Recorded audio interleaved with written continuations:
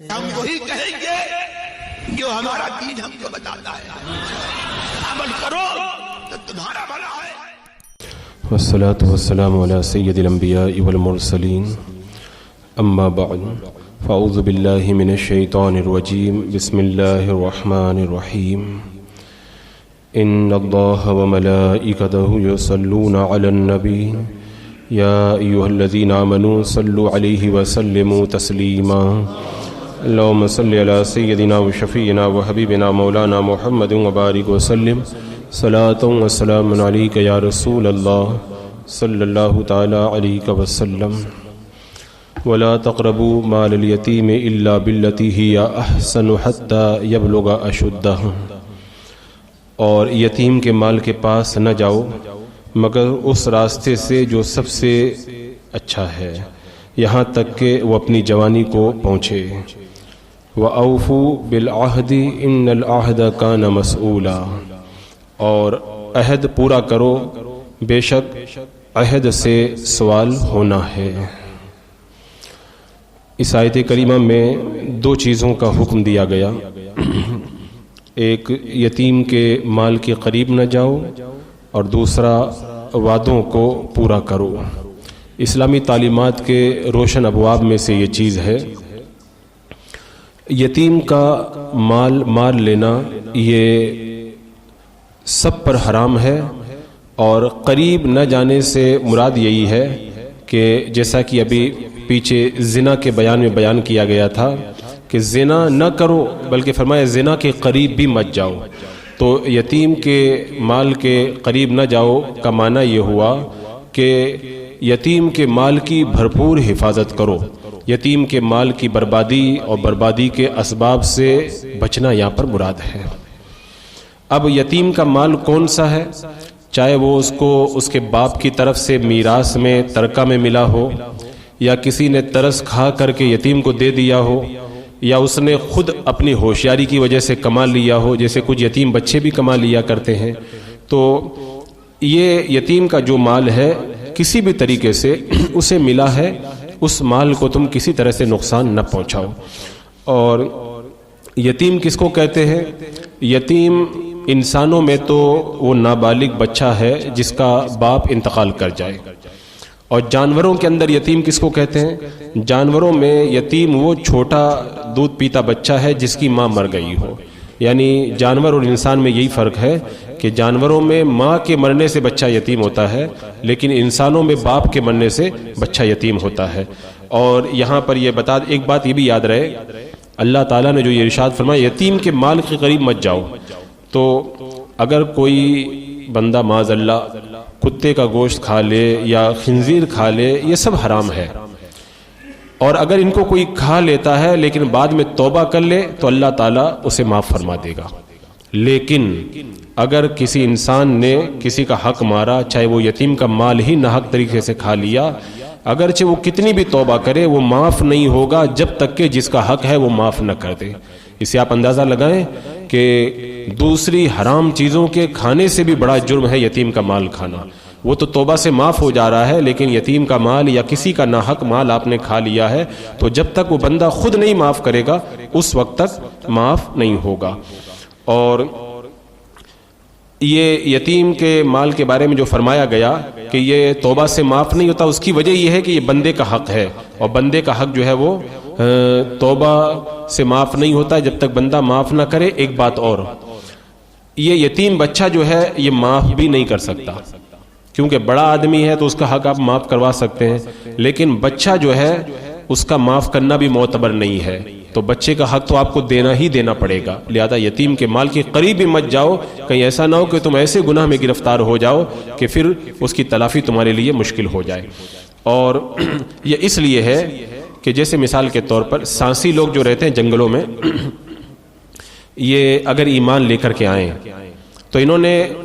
کفر کے زمانے میں یہ لوگ کتا بلی مردار سب کھا لیتے ہیں، سانسی لوگ جو جنگلوں میں رہتے ہیں، تو اگر یہ ایمان لے کر کے آئیں تو ایمان لانے کی وجہ سے انہوں نے کفر کے زمانے میں جو بھی کتا بلی کھائے ہیں اللہ تعالیٰ سب کو معاف کر دے گا۔ لیکن اگر یہ ایمان لائیں، کسی کا قرض یا کسی کا مال مارا ہے، کسی یتیم کا مال انہوں نے لے کر کے رکھا ہے، تو ایمان لانے کے بعد وہ معاف نہیں ہوگا، اس کو تو ادا کرنا ہی پڑے گا۔ تو اس سے آپ اندازہ لگا لیں کہ یہ کتنا بڑا جرم ہے، یہ کہ وہ ایمان لائے تو دوسرے گناہ، بڑے بڑے گناہ معاف ہو جا رہے ہیں، لیکن یہ یتیم کا مال یا ناحق جو اس نے کیا ہے وہ معاف نہیں ہوگا۔ اور یہاں پر جو فرمایا گیا کہ مگر اس طریقے سے یتیم کے مال کے پاس جاؤ جو اچھا طریقہ ہے۔ اچھا طریقہ اس سے مراد یہ ہے کہ یتیم کے مال میں ایسا کام کرو جو یتیم کے لیے فائدہ مند ہو اور شریعت کے اعتبار سے جائز ہو۔ جیسے مثال کے طور پر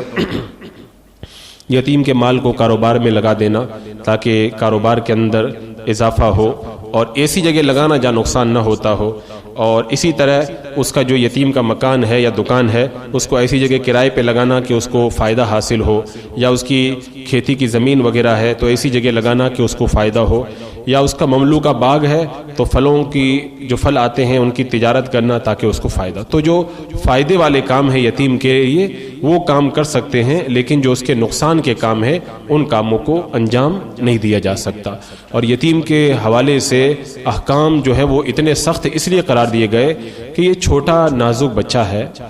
اور باپ کا سایہ سر سے اڑ گیا ہے۔ اب اگر اس کی اتنی حفاظت نہ کی جائے اس کے مال کی، تو آج کل آپ دیکھتے ہیں نا کہ جب باپ کا انتقال ہو جاتا ہے تو چچا وغیرہ گھر کے لوگ بڑی محبت کرتے ہیں، بچہ یتیم ہو گیا، اور ایسا لگتا ہے جیسے اب اس کے باپ کی طرح اس کا ساتھ دیں گے، اور دیتے بھی ہیں کچھ دن تک۔ لیکن انہی اچھے لوگوں میں کچھ ایسے لوگ بھی نکل آتے ہیں کہ جو ہی باپ کے انتقال کو، یعنی ان کے بھائی کے انتقال کو کچھ دن ہوتا ہے، تو پھر اپنے یتیم بھتیجے کے مال اور اس کی پراپرٹی پر جیسے ناجائز کاغذات بنوا لینا، اس سے جو ہے بہلا فسلا کے دستخط کروا لینا، اور نہ جانے کیسے کیسے جو ہے وہ کارنامے وہ لوگ انجام دیتے ہیں۔ اور آج کل تو یہ بہت بڑی بلا بن چکی ہے کہ کسی بچے کے باپ کے مرنے کے بعد میں اس کے بھائی اس کے گھر والے بھائی جو ہیں وہ، یعنی اس کے سگے چچا وغیرہ، وہی اس کے مال کو ہڑپنے کی کوشش کرتے ہیں۔ تو اس لیے شریعت مطہرہ نے اس کے لیے جو ہے وہ بڑی سختی برتی۔ اور یتیم کے ساتھ رحم و کرم کا معاملہ تو اتنا بہتر ہے، حدیث پاک میں آیا، اللہ کے رسول علیہ السلام نے ارشاد فرمایا، مسلمانوں کے گھروں میں بہتر گھر وہ ہے جس میں کوئی یتیم ہو اور اس کے ساتھ میں احسان کیا جاتا ہو، تو وہ گھر بڑا اچھا گھر ہے۔ اور میرے آقا صلی اللہ تعالی علیہ وسلم نے ارشاد فرمایا، جو یتیم کے سر پر ہاتھ پھیرے اللہ کی رضا کے لیے، تو جتنے بالوں پر اس کا ہاتھ گزرے گا ہر بال کے بدلے اللہ تعالیٰ اس کو نیکیاں عطا فرمائے گا۔ اور جو یتیم لڑکے یا لڑکی پر احسان کرے تو اللہ کے رسول نے فرمایا، میں اور وہ جنت میں اس طرح ہوں گے۔ کس طرح ہوں گے؟ میرے آقا صلی اللہ تعالی علیہ وسلم نے دونوں انگلیوں کو ملا کر کے بتایا۔ میں ایسے انگلیاں اٹھا کے نہیں بتا رہا، اس لیے کہ اللہ کے رسول علیہ السلام کی شان بلند ہے اور آپ کی انگلیوں کی شان کیا کہنا، بس آپ نے دونوں انگلیوں کو ملا کر کے بتایا کہ جس طرح یہ دونوں انگلیاں ملی ہوئی ہیں، ایسے ہی میں اور وہ یتیم کے ساتھ میں احسان کرنے والا جنت کے اندر جو ہے وہ ساتھ ساتھ میں رہیں گے۔ اور اس کے بعد میں اللہ تبارک و تعالیٰ نے فرمایا کہ وعدہ پورا کرو۔ وعدے کے بارے میں بھی قیامت کے دن پوچھا جائے گا۔ اب وعدہ سے مراد کیا ہے؟ یا تو یہ وعدہ کے حوالے سے میں نے اس سے پہلے ایک درس کے اندر تفصیل سے کلام کیا ہے، وعدے کی کتنی صورتیں ہیں اور کون کون سا وعدہ کیسے پورا کیا جاتا ہے۔ مختصر طور پر یہ سمجھ لیں کہ وعدہ سے مراد یا تو وہ ہے جو اللہ نے تم پر نافذ کیا، یعنی اللہ کے جو احکام تمہارے اوپر نافذ ہیں ان احکام کو پورا کرو جو اللہ کے رسول کے واسطے سے ہمیں ملے ہیں۔ یا وعدہ سے مراد وہ وعدہ ہے جو ہم نے اللہ سے کیا ہے، جیسے ہم نے کوئی منت مانی یا کوئی قسم کھا لی ہم نے، یا اسی طرح کا کوئی اور وعدہ کیا کہ میں مسجد کے اندر اتنا پیسہ دوں گا، میں دینی مدرسے میں اتنا خرچ کروں گا، یا میں دین کی راہ کے اندر یہ کام کے اندر خرچ کروں گا۔ جو اللہ سے ہم نے وعدہ کیا ہے اس وعدے کو بھی ہم پورا کریں۔ اور وعدہ پورا کرنے کی جو ہے وہ اسلام کے اندر اتنی سخت تاکید ہے کہ کوئی بندہ اگر وعدہ پورا نہ کرے تو قیامت کے دن اس سے بڑا سخت سوال ہوگا۔ اور وعدہ پورا کرنا ایک بڑی عظیم عبادت ہے جس سے جو ہے حقوق اللہ بھی ادا ہوتے ہیں اور حقوق العباد بھی، لہذا وعدہ وفا کرنے کی اسلام کے اندر بڑی اہمیت کو جگہ جگہ مختلف آیتوں کے اندر اجاگر کیا گیا۔ اس آیت کریمہ کی روشنی کے اندر ایک بات تو یہ پتہ چلی کہ صرف نابالغ بچے کو یتیم کہتے ہیں۔ کچھ لوگ کیا سمجھتے ہیں کہ بڑا ہونے کے بعد بھی آدمی یتیم نہیں، یتیم وہی ہوتا ہے جو نابالغ، بالغ ہو گیا تو اب یتیم نہیں ہے، تو بالغ یتیم نہیں ہوتا۔ اس کا پتہ کہاں سے چلا؟ اللہ تعالیٰ نے فرمایا کہ حتیٰ یبلغ اشدہ، اس سے پتہ چلا کہ وہ جوانی کی عمر کو پہنچ گیا، بالغ ہو گیا، تب وہ یتیم نہیں رہ گیا۔ دوسری بات اس آیت کریمہ سے یہ پتہ چلی کہ یتیم کا والی یتیم کے مال میں تصرف کر سکتا ہے، جس سے یتیم کا جانی یا مالی نفع ہوتا ہو، جس میں نقصان ہوتا ہے وہ تصرف کرنا منع ہے۔ تیسری بات اس آیت کریمہ سے یہ پتہ چلی کہ یتیم کا والی یتیم کے مال میں کوئی ایسا کام نہیں کر سکتا جس سے نقصان ہوتا ہو۔ اب اس کی تھوڑی وضاحت آپ سن لیں۔ یتیم کے مال میں ایسا کام نہیں کر سکتے جس سے یتیم کو نقصان ہوتا ہو، جیسے مثال کے طور پر کسی یتیم کا آپ نکاح کر رہے ہیں، بعض علاقوں میں جو ہے وہ کم عمری کے اندر بھی نکاح کر دیا جاتا ہے، تو اگر یتیم کا آپ نکاح کر رہے ہیں تو یہ مطلب نہیں کہ آپ دھوم دھڑاکے سے خوب خرچہ کریں اس کی شادی میں۔ اس کی شادی میں آپ اسی طرح خرچ کر سکتے ہیں جتنا جائز خرچ ہو، زیادہ خرچ کریں گے تو یتیم کے مال میں یہ بیجا تصرف ہوگا۔ اسی طرح کسی یتیمہ کی آپ شادی کر رہے ہیں تو اس کے مال میں سے جو فائدے مند چیزیں ہیں جائز میں وہی دے سکتے ہیں، بغیر فائدے کی چیزیں یا ضرورت سے زیادہ بلا وجہ چیزیں آپ خرید کے دیں گے تو یتیمہ کے اوپر یہ جو ہے وہ ظلم ہوگا۔ ایک ضروری مسئلہ اس میں یہ بھی ہے، اگر کسی کے باپ کا انتقال ہو گیا تو یتیم کے ماں باپ کی فاتحہ، تیجا، 10واں، 40واں یہ یتیم کے مال سے آپ نہیں کر سکتے۔ اگر آپ کو کرنا ہے آپ اپنے پیسوں سے کریں، یتیم اپنے مال کا مالک ہے، اس کا باپ یا جو اس کو ورثہ سے جو اس کے باپ وغیرہ کی طرف سے ملا ہے اس کا مالک وہ یتیم ہے، اس کے مال سے آپ تیجا، 40واں، 10واں وغیرہ میں خرچ نہیں کر سکتے، اور اگر کوئی اس طرح کرے تو ایسے آدمی کا کھانا ہمیں نہیں کھانا چاہیے، کیونکہ وہ یتیم کے مال میں وہ کام کر رہا ہے جو اس کے لیے کرنا جائز نہیں ہے۔ اگر بھائی وغیرہ کو کرنا ہے اپنے بھائی کی برسی وغیرہ کچھ بھی تو اپنے پیسوں سے کرے، اپنے یتیم بھتیجے کے بچے کے مال کے اندر ایسا کام کرنا جائز نہیں ہے۔ اسی طرح یتیم کے مال میں جب تک وہ نابالغ ہے نہ زکوٰۃ فرض ہے، کیونکہ یتیم نابالغ ہی ہوتا ہے، نہ قربانی فرض ہے، اور یتیم بچہ اپنے مال سے کسی کو صدقہ، نفلی خیرات وغیرہ بھی نہیں دے سکتا، کسی کو گفٹ اور تحفہ بھی نہیں دے سکتا، اگر دے تو اس کو نہیں لینا چاہیے، کیونکہ وہ نابالغ ہے اور اس کی طرف سے اس طرح کے جو عقود ہیں وہ جو ہے وہ وجود کے اندر نہیں آئیں گے۔ یہ یتیم کے حوالے سے یہ باتیں خاص طور سے اس لیے بتا دی گئی کہ آج کل بہت سارے لوگ مال مفت دلے بے رحم والا معاملہ کرتے ہیں اور جو ہے بے تحاشا ان کے مالوں کے اندر تصرف کرنا شروع کر دیتے ہیں، لہذا شریعت مطہرہ کے ان احکام کے اوپر عمل کیا جائے اور ان کے اندر بیجا تصرف نہ کیا جائے۔ صوفیاء کرام نے یہاں پر بڑی پیاری بات فرمائی۔ صوفیاء کرام فرماتے ہیں کہ جو وعدہ جو فرمایا گیا نا وعدہ، تو میثاق کے دن کچھ وعدے ہم نے اللہ سے کیے تھے اور وہ وعدے جو ہے ہمیں پورے کرنا چاہیے، تو صوفیاء کرام نے فرمایا کہ اللہ اور اس کے رسول کے سارے احکام برحق ہیں، ان پر عمل کرنا چاہیے، مگر قرآن مجید میں 3 حکم تو بے مثال ہیں اور انہیں بے مثال طریقے سے بیان کیا گیا۔ نمبر 1 تو اللہ کے رسول صلی اللہ تعالیٰ علیہ وسلم پر درود پڑھنے کا اللہ تعالیٰ نے حکم دیا، اور ہم بھی نبی پر درود پڑھتے ہیں اور اللہ کے فرشتے بھی پڑھتے ہیں، اللہ بھی اپنے نبی پر درود بھیجتا ہے، لہذا فرمایا مومنو تم بھی محبوب کے اوپر درود پڑھو۔ یہ ایک بڑا پیارا وعدہ ہے، ہمیں یہ وعدہ پورا کرنا چاہیے، نبی اکرم صلی اللہ علیہ وسلم پر درود پاک خوب پڑھنا چاہیے۔ صوفیاء کرام فرماتے ہیں دوسری بات،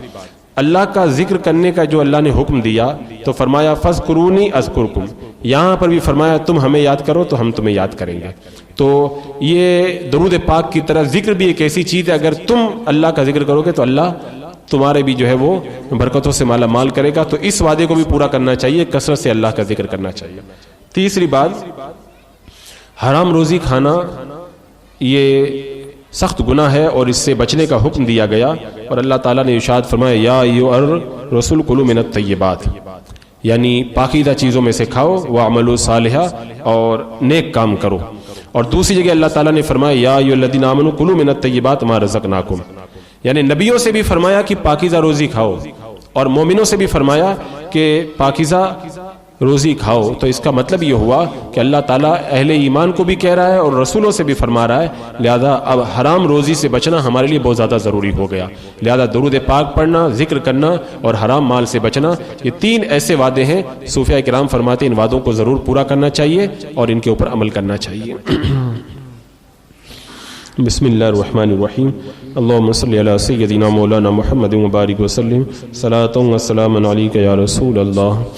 یا اللہ یا رحمان یا رحیم العالمین، اپنے محبوبان بارگاہ کے صدقے میں عمل صالحہ کی توفیق عطا فرما۔ اے اللہ قرآن مقدس کی آیتوں کو پڑھ کر سن کر ان پر عمل کی توفیق عطا فرما، ایمان پہ زندگی ایمانی پر موت نصیب فرما۔ ربنا تقبل منا انک انت السمیع العلیم وتب علینا انک انت التواب الرحیم۔ ان اللہ وملائکتہ یصلون علی النبی یا ایھا الذین آمنوا صلوا علیہ وسلموا تسلیما۔ اللهم صل على سيدنا وشفيعنا وحبيبنا مولانا محمد وبارك وسلم صلاة وسلام عليك يا رسول الله۔